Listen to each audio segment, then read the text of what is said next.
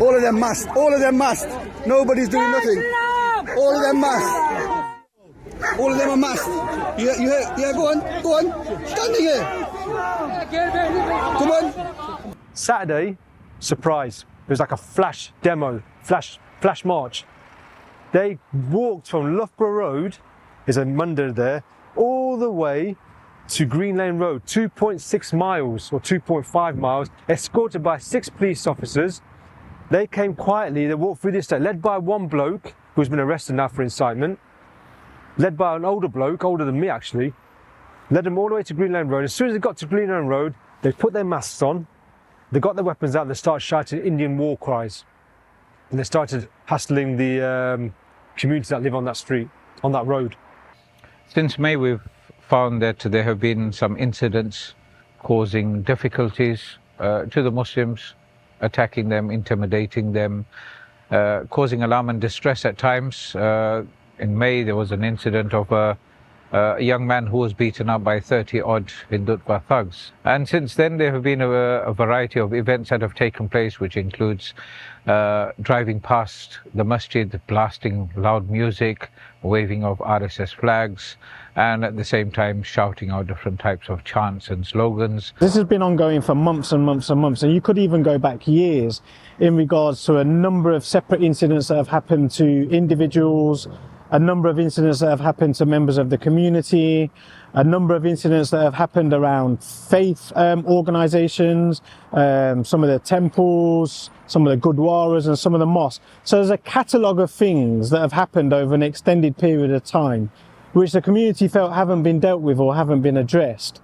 And then the cricket match occurred and everyone said it was because of the cricket match, India-Pakistan.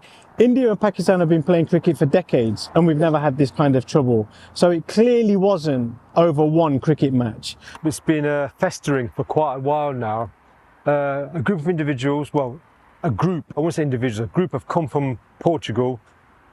For a few years now they've come here, quite recently moved here, and they've been causing a lot of problems. They've brought their own ideology here, which is a fascist ideology, and they brought it here to Leicester, which is Leicester was a beacon of community cohesion. I mean, people from Sweden used to come here and study Leicester, but how the hell has Leicester come, how is it so, you know, peaceful, and how can people get on together so well? These guys have come along, this group of people have come along, and they've fractured this community cohesion. These are people that some local, on Saturday it looked like they weren't just locals because a huge amount of people. And the reason I say this, Hindutva and RSS, is because they identify with the flags of Hindutva. They identify with the way of their marching and their chanting, identical slogans to what the RSS is doing in India. There was some particular incidents around the cricket match as well, where members of the Muslim community had been attacked by large groups of a particular community. And that obviously escalated things very quickly because they felt vulnerable, they felt frightened. Communities within that particular area also felt that they were under threat. And it wasn't a nice situation. And the police needed to deal with that, and the communities felt that they weren't dealing with that, and they wanted to take control. I don't think there's a problem between Muslims and Hindu in this community at all, because I've asked everyone from this area, have you gone to any of these marches or anything? And they said no one's turned up to any of these events. There might be 1 or 2 kids that have turned up to the events, but majority of the community from here will not fight the Muslims and have no problem with the Muslims because they all get on with the Muslims, and the Muslims and Hindus have got on from the times the English government let them in. I think it's also their behaviour. They think whatever they did in India, they think they can do it here. You know, antagonising, you know, being aggressive towards certain communities. And personally, they've been doing this for quite a while now, and they basically what they do is they provoke, and get a reaction. And when they get the reaction, they can turn around and say, it wasn't us, it was them. So this is what they're here for. They're here to just provoke, and they're here to bring their own ideology. It's this fascist RSS, Hindutva ideology here into Britain.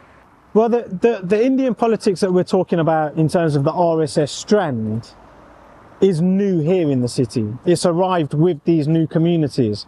It's a belief and an ideology that they bring and that they hold.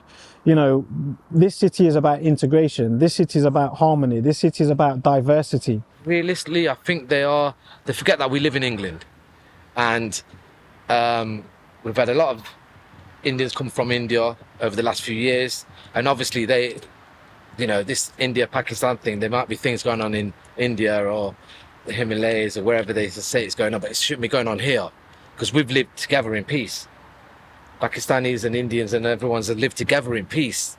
So why are they bringing it here after all these years? But a lot of the Indians here will not fight the Muslims and have no problem with the Muslims because they love the Muslims. So there's no issue there.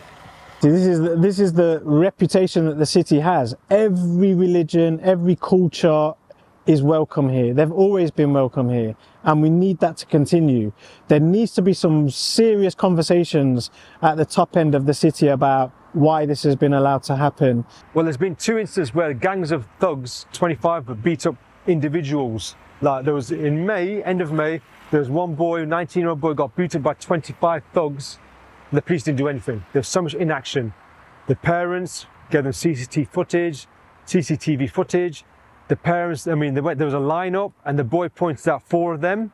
It was him, and him. Still no action until they went to the media, until they went to the press, and the police decided they had to make action. And then recently, about 2.5 weeks ago, another incident happened with the same MO, same gang, beat up a 19-year-old boy in a park for 10 minutes. They broke his arm, they broke his fingers, damaged his back. So I think from what I'm hearing as a community leader, I've had a lot of contact in terms of phone calls, worries from parents, especially mothers. What I'm hearing is then, one, not doing enough. They also haven't done things timely, so could things have been done earlier? And why was there not some planning in place for something like this to happen?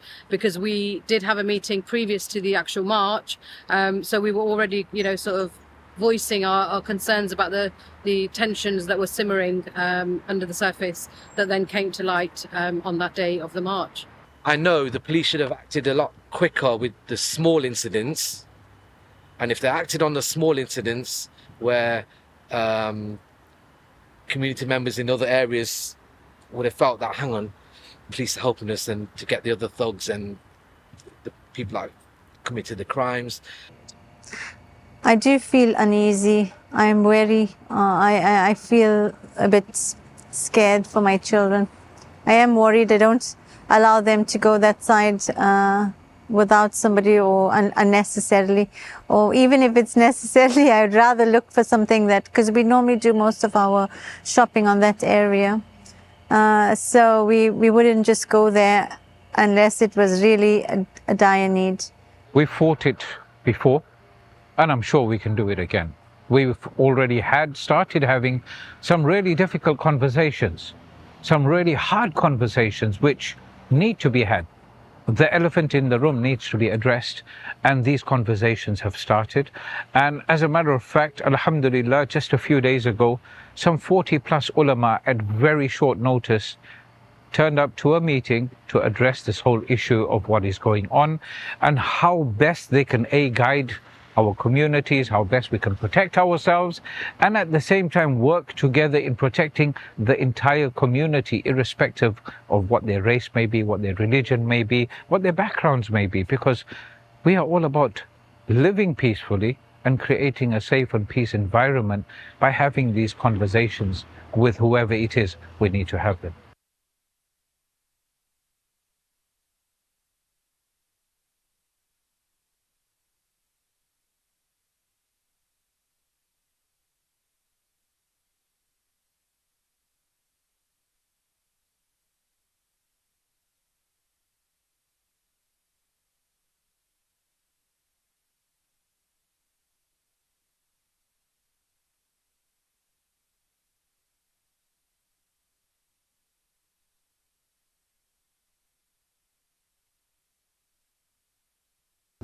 And there's one thing I want to tell you guys, right?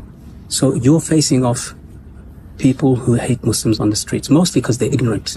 If you were to sit them down one-on-one, you'd easily break down the hatred. Easy. Because we did it with the American soldiers. And I can tell you, some of those American soldiers, I swear by Allah, in those cages said, Ashhadu an la ilaha illallah wa Muhammad Rasulullah. And some of them have visited me in my home here. Wow. So don't let your enemy and your abuser and your tormentor and your jailer become your teacher. What do I mean by this? This terminology says, our enemy is not our teacher, comes from a famous mujahid. His name is Omar al-Mukhtar. He fought against the Italian fascists. 1923. Fascists, yeah. 1916. In the desert. He was 70 years old. Yeah, sick. When the Muslims captured Italian prisoners and they wanted to torture them, he said, our enemy is not our teacher. Yeah. Our teacher is who? Rasulullah sallallahu alaihi wasallam. For 20 years we And have if fought. he had been that way, 20 years we have if fought. Rasulullah sallallahu alaihi wasallam had been that way, we wouldn't be Muslims today.